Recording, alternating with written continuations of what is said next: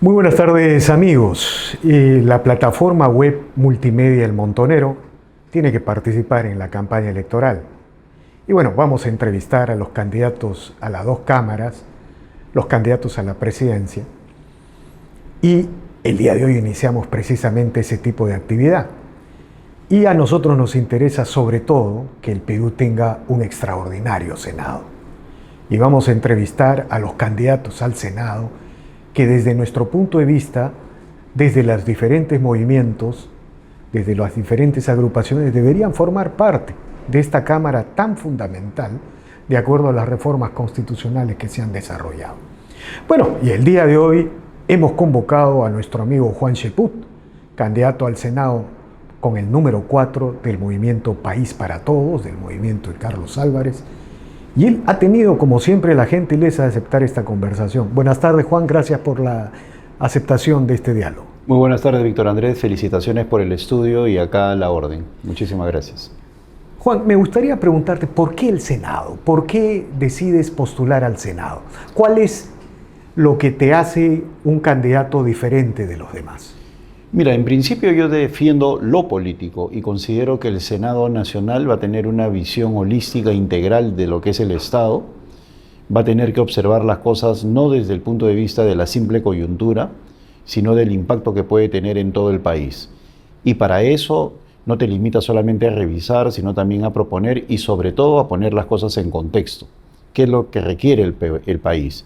Y obviamente eso exige cualidades políticas que yo creo que se tienen que redescubrir, se tienen que volver a traer al escenario para que de esa manera recuperemos una suerte de prestigio ante la opinión pública que te dé la legitimidad suficiente como para poder ordenar mejor el país. Ahora, siempre en tus actividades ministeriales, en tus actividades públicas, en tu especialidad en lo público, si bien es cierto tienes una visión general de la política, del análisis, de la coyuntura, siempre han estado orientados al sector interior y al sector defensa. Así es.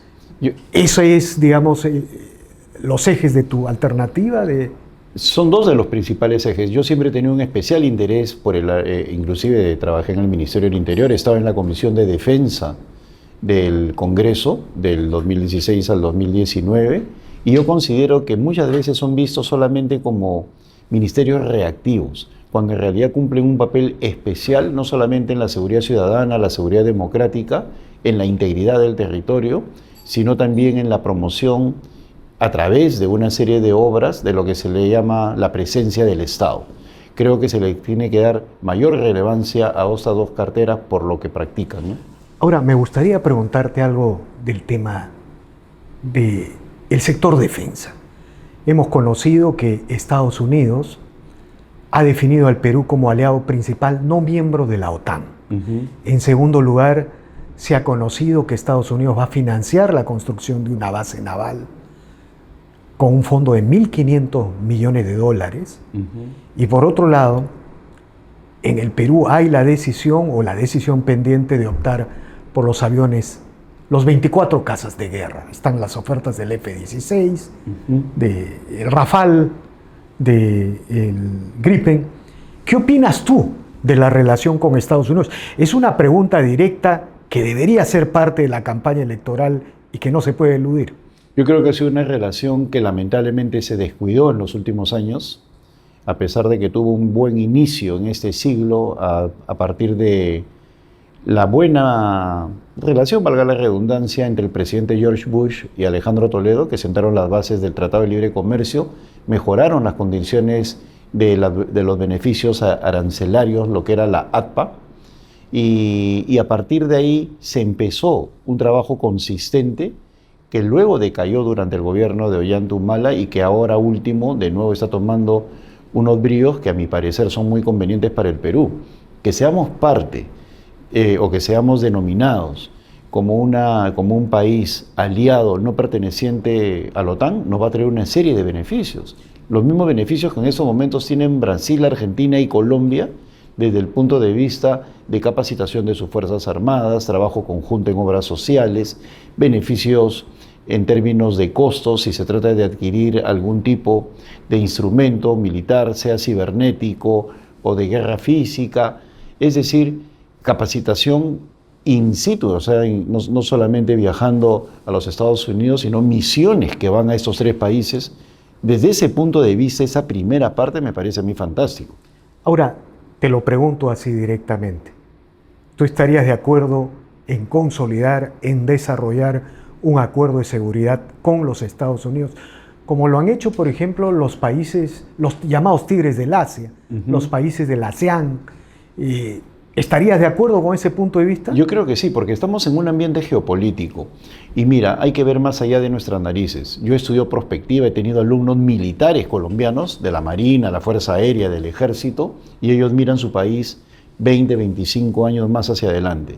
Y cuando yo les enseñaba, ellos tenían muy en claro que Latinoamérica es el continente de los recursos naturales, es el último bastión del agua dulce. Países como Brasil, Colombia, Ecuador y Perú, pero sobre todo Perú y Colombia, tienen cerca del 12% del agua dulce del mundo, aparte de que tienen una serie de recursos naturales minerales, y eso puede generar en un futuro grandes conflictos. Nosotros definitivamente en esta polarización del mundo tenemos que tomar partido con alguien. Y yo creo que históricamente, dicho sea de paso, este 2026 se cumplen 200 años de las relaciones con los Estados Unidos. Creo que deberíamos cerrar un tratado con ellos, tal y como lo ha hecho Filipinas, Taiwán, ¿no? Una serie de Corea del Sur. Corea también. del Sur, que están en el ámbito. ¿Por qué? Por la influencia china, que yo diría hasta atrevida en esa zona, y que en cierta medida está trayendo allí una suerte de calma, ¿no? Gracias a los beneficios que trae esa alianza. Yo creo que en el caso del Perú sería ideal para nosotros. Agrego una pregunta más a este tema. El Perú está discutiendo si compra los F-16 Block 70, los Rafale y los Gripen. Un acuerdo de seguridad con los Estados Unidos obliga. La consecuencia natural es que debemos adquirir, según tu punto de vista, los F-16 Block 70. Por supuesto. Mira, yo recuerdo una conversación que tuvimos nosotros antes que se supiera esta postulación del Perú, porque lo están proponiendo ante el Senado norteamericano, de que seamos aliados no pertenecientes a la OTAN. Yo me manifestaba a favor de los F-16 por varias razones. Es cierto que el trípode o el trío que eligió nuestra Fuerza Aérea, los expertos de nuestra Fuerza Aérea, consideraban 3 magníficos aviones, pero cada uno tiene sus bemoles. Cuando se decía que deberíamos ir con los Gripen, por ejemplo, este avión ya está en poder de Colombia y del mismo Brasil, que el mantenimiento sea en un país vecino con el cual podríamos tener un conflicto, lo sacaba de hecho de la posibilidad de adquirirlo, porque no podemos depender logísticamente de un país con el cual podríamos tener algún tipo de diferencia. Luego teníamos los Rafale, que siendo buenos tienen una particularidad. Los componentes pertenecen a varios países, ¿no? Y en muchos casos, cuando hay necesidad de un conflicto, de una intervención, tienes que solicitar la autorización del país que originó el instrumento tecnológico. Nos volvía dependientes de varios países, de varios estados. Y por otro lado tenías el mejor caza del mundo probado en combate, que es el F-16. En su última versión. En su última versión. Block 70. Block 70. O sea, ahora, hay quienes dicen que debemos derivar los fondos, los 3.500 millones de dólares hacia otras cosas. Yo estoy completamente en desacuerdo de eso, porque no hay que subestimar la integridad del territorio, la participación de una fuerza aérea en acciones de interdicción. Mira, en estos momentos, por ejemplo, en el lado ecuatoriano, donde también hay minería ilegal, su fuerza aérea es la que bombardea y ha evitado de que los mineros ilegales se consoliden en la zona ecuatoriana de la cordillera de los Andes. Entonces, ¿a dónde se han ido? Hacia el Perú. Y en el Perú están haciendo lo que se le da la gana, inclusive hacen mini aeropuertos y carreteras y no tenemos forma de bombardearlos.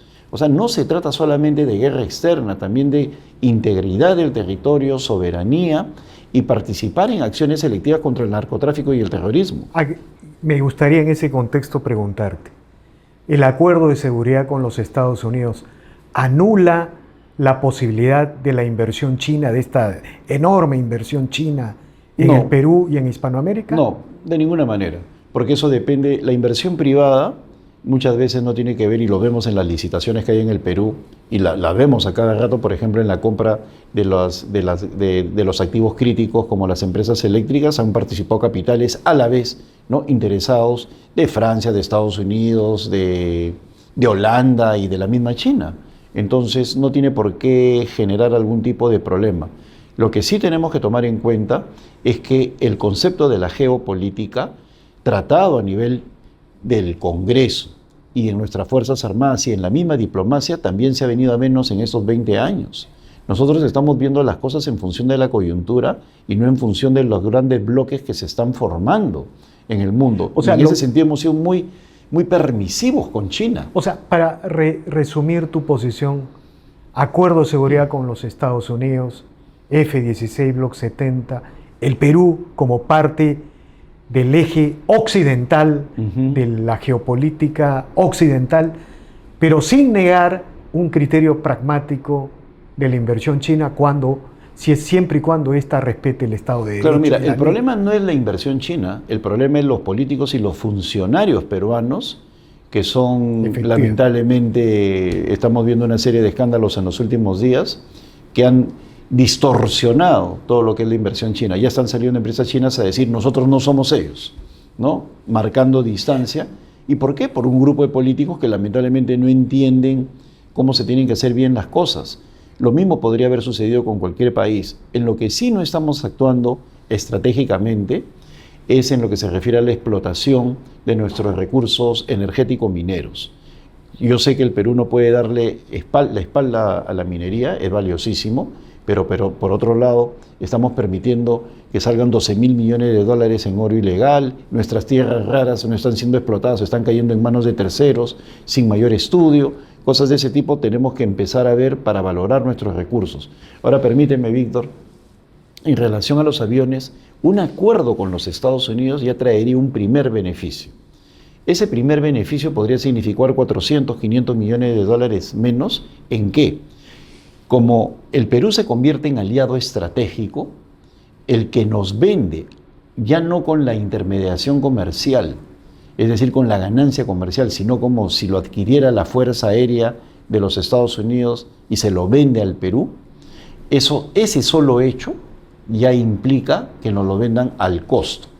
Es decir, ya generaría un ahorro principal, y eso sucedería con cualquier tipo de ingenio castrense, ¿no?, cualquier tipo de instrumento castrense.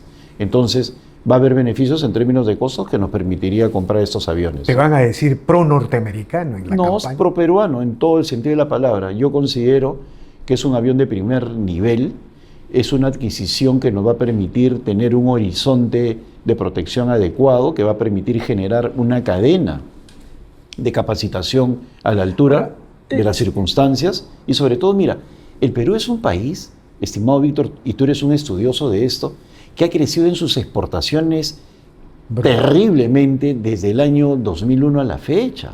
Y por otro lado, nuestro PBI se ha quintuplicado. ¿Y qué? ¿Y queremos andar así, desguarnecidos ante el mundo? No, efectivamente, tienes mucha razón, sino que yo te planteo la pregunta como corresponde al periodismo. El Perú necesita efectivamente un acuerdo de seguridad con los Estados Unidos. Y me parece bien que también se estén comprando los tanques, bueno, si la decisión va por ahí, los tanques a Corea del Sur, ¿no? Por su Bueno, es la versatilidad. occidentalización de la Marina y del Ejército. Claro, o sea, estamos volviendo en realidad a la etapa previa a Juan Velasco Alvarado, porque nosotros teníamos no solamente nuestros oficiales se formaban en West Point, y aparte que la Escuela Militar de Chorrillos es la escuela francesa, sino que ese predominio, esa hegemonía soviética nos hizo mucho daño, y también estuvo plagada de corrupción, ¿no? Los Sukhoi o los MiG comprados a Bielorrusia. ¿Y cómo, digamos, un poco para explicarle al público, digamos, un acuerdo de seguridad con los Estados Unidos, Chile tiene los F-16, Argentina también tiene los F-16. Están recibiéndolos, ¿no? Va a llegar el primer avión. O sea, ¿cómo funcionaría, digamos, por otro lado, un acuerdo con la seguridad de Estados Unidos obliga a los países de América del Sur a seguir bregando a favor de la integración? Porque, digamos, ese acuerdo geopolítico como alguna vez lo fue la OTAN, como fue la ASEAN en el sudeste asiático, obliga pues a una convergencia de intereses y objetivos. Así es, mira, en primer lugar, yo creo que es beneficioso porque hay transferencia tecnológica. En el caso de la inversión china, no la hay. Ellos pueden construir un puerto con ingenieros chinos, participación peruana, pero no hay ningún tipo de transferencia tecnológica. En el caso de las inversiones norteamericanas, específicamente en materia de nuestras Fuerzas Armadas, como lo estamos viendo, vemos un criterio estratégico que tiene varias aristas. Por un lado, integrarnos a esta alianza de la OTAN, no perteneciente a la OTAN, y con eso ya incluir al Pacífico en lo que era antes solamente la órbita del Atlántico Norte. Ahora ya hay posición en el Pacífico. Mira, te mencioné a Brasil y Argentina. Ellos era casi natural que fueran aliados porque están en el Océano Atlántico. Colombia es bioceánico, tiene Atlántico y Pacífico, y el Perú es exclusivamente del Pacífico. Entonces, la OTAN tendría una base en el Océano Pacífico con el Perú, o tendría un hub en el Perú, claro, porque esa es la parte que no estamos viendo. ¿Por qué? Porque ya cuando hay ese tipo de acciones, se convierten también se construyen ciudades logísticas, ¿no? Para la posibilidad de tener elementos que ayuden a cualquier eventualidad de conflicto. Pero por otro lado, el criterio estratégico de los Estados Unidos de no hacer las cosas aisladas como lo hacen los chinos, tú lo ves en la modernización del puerto de nuestra Marina de Guerra, al construir un puerto acorde a las exigencias actuales, tan solo 80 kilómetros de Shanghái. Por otro lado, la compra de los F-16, los tanques y la capacitación en ciberseguridad, que yo creo que es fundamental. De acuerdo, Juan. Ahora, un tema final, ¿no? También el sector interior es, digamos, parte de tu lógica, de tu especialización. ¿Qué tenemos que hacer para contener la ola criminal que está erosionando todas las bases económicas e institucionales de la sociedad? Y dentro de eso, este terrible problema de la minería ilegal, ¿no? Mira, hay varias cosas que tenemos que hacer, ¿no? Es un problema multidisciplinario, pero ciñéndome única y exclusivamente a lo que acontece en la Policía Nacional, hay que cuidar la puerta de entrada. En los países como Colombia, Venezuela, las fuerzas policiales fueron infiltradas, sobre todo en los niveles de menor educación antes de la gestión. ¿Qué significa eso? Gente que entra como técnico, está tan solo 2 años estudiando y ya se convierte en policía. Es facilísimo infiltrar eso y de esa manera tienes ojos y oídos dentro de la policía. O sea, la puerta de entrada a la policía, a nuestra Policía Nacional, tiene que ser mucho más rigurosa y exigente. En segundo lugar, los mecanismos de inteligencia con cooperación internacional tienen que activarse. Yo siempre, y se lo dije al mismo presidente García en una reunión en el Instituto de Gobierno, habían otras personas, le dije que yo consideraba un error haber desaparecido la Policía de Investigaciones del Perú, porque lo había conversado también con varios oficiales. Yo creo que tiene que haber una unidad especializada dentro de este proceso de reorganización de la policía. Y en tercer lugar, quitar los estímulos que existen en estos momentos para favorecer a la delincuencia. Uno de los principales, y estamos viendo las últimas noticias, es que la investigación preliminar está en manos de la policía. Yo no estoy hablando porque lo leo en los periódicos, yo lo hablo porque lo converso con una serie de oficiales y policías. Lamentablemente, penosamente, un porcentaje creciente de policías que maneja la investigación preliminar se pone de acuerdo con el abogado del delincuente y no prospera la investigación. Ese es un error que tiene que eliminarse. Esos son quick hits, cosas inmediatas. Ya luego podrían haber... O sea, estás en contra del sentido general que ha sido aprobado en el Congreso. Bueno, esta ley de investigación preliminar está fallando sin ninguna duda. Yo estoy dispuesto a conversarlo esto con cualquier político que la haya promovido, porque hay evidencia de que está fallando. Y como te digo, estos 3 puntos que te he mencionado son quick hits, o sea, tendrían resultados inmediatos, pero luego tendríamos que ir sin ninguna duda a una reorganización, ¿no? ¿Y por qué digo que es multidisciplinario? Porque la delincuencia, sobre todo la que estamos viendo en el país, decrece en la medida que haya fortalecimiento económico y formalidad. Hay data que indica que cuando el Perú crece entre el 2000 y el 2011, los 120 meses, Toledo y Alan García, disminuyeron los índices de informalidad y de criminalidad. ¿Por qué? Porque la gente encuentra trabajo y desesperadamente no tiene que ir al raqueteo o cosas de ese estilo, ¿no? De acuerdo, Juan. También está el problema de una política que integre a todas las instituciones del Estado, ¿no? Poder judicial, Ministerio Público, policía. Para eso necesita el liderazgo, ¿no? Claro, y eso, o sea, Y ese necesita presidente de la República. resolver el principio de autoridad quebrado Claro, en las últimas crisis. así es. El principio de autoridad del cual se ha claudicado, no solamente en las instancias del Poder Ejecutivo, en todas partes, el Poder Legislativo, el Poder Judicial, ¿no? No tenemos referentes en el Perú y ese es un grave problema, ¿no? Muy bien, Juan. Muy agradecido por esta entrevista. Juan Cheput, candidato al Senado con el número 4 por el movimiento País para Todos. Senado Nacional. El Senado Nacional, quien en esta declaración se ha pronunciado a favor de un acuerdo de seguridad, sin tapujos, lo ha dicho. Con los Estados Unidos. Con los Estados Unidos, lo ha dicho directamente. En todo caso, creemos que es el primer político que lo dice explícita y directamente. Bueno, muchas gracias Juan. Gracias a ti. Bien amigos, esta ha sido una nueva edición de Diálogos del Montonero.